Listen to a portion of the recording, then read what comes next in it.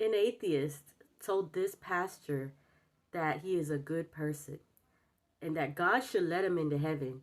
And if God doesn't let him into heaven, then God would be guilty of a hate crime.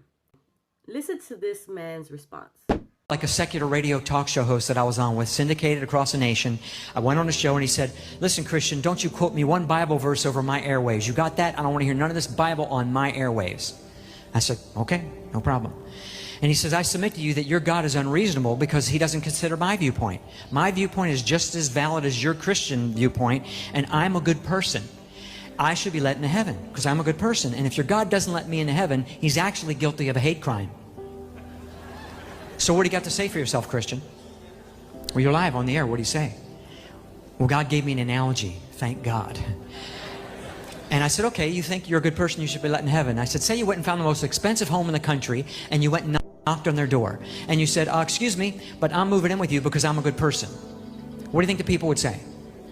No, right? You wouldn't expect them to. You have no relationship with them. You wouldn't expect them to let you move into their home.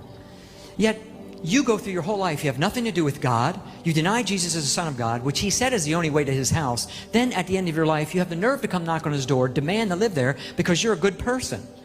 What does good have to do with it? You don't know him. And he's your creator, he's not your father, till you invite him in. So that's unreasonable to expect to live at someone's house that you don't even know. He says, well, you Christians are narrow-minded. You think you're the only ones that's right, and I think all roads lead to heaven. That's what I think.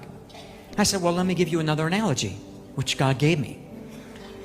I said, say you invited me over to dinner to your home, and you said, Bill, I want you to go south on Highway 95, turn right at Main Street, go up the hill, you'll come to my house. But that's the only way to get to my house. And I say to you, you know what? I think I want to go north on 95. I'm going to get off at Beach Boulevard because I think all roads lead to your house. That's what I think.